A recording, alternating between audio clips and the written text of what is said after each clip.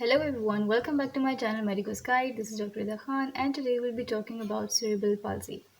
Now, cerebral palsy is a group of permanent disorders that appear in early childhood.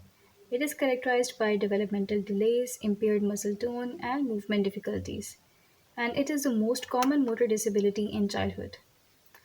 It is caused by damage that occurs to the developing brain, most often before birth. Now, let's talk about the prevalence of cerebral palsy. Cerebral palsy affects approximately 2 to 3 per thousand live births worldwide.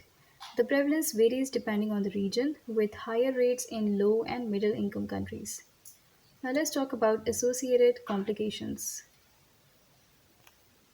These children can have intellectual disability, that is, 30 to 50% of individuals with CP have some degree of intellectual disability.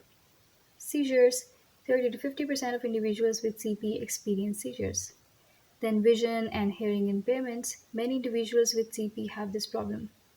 Speech and language difficulties. Individuals with CP may experience these problems.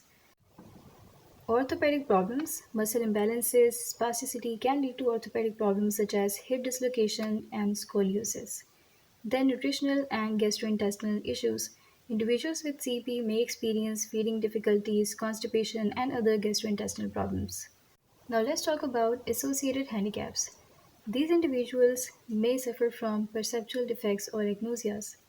Now these are basically difficulties in recognizing objects or symbols even though sensations are normal. And they can also have apraxias. Apraxias is basically the loss of ability to execute or carry out learned purposeful movements. And these apraxias can be of several types. And these types are number one, we have orofacial apraxia.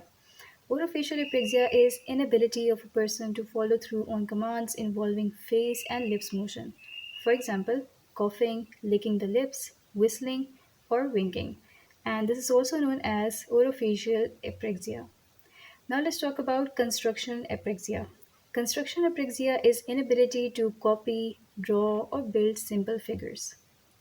Now let's differentiate between ideomotor and ideational apraxias. Individuals with ideomotor apraxia are unable to perform common actions on command, such as waving goodbye or imitating how to use a tool.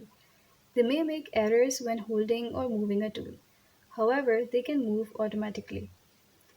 On the other hand, the patients with ideational apraxia are unable to perform complex tasks in a correct order, such as putting on socks before shoes.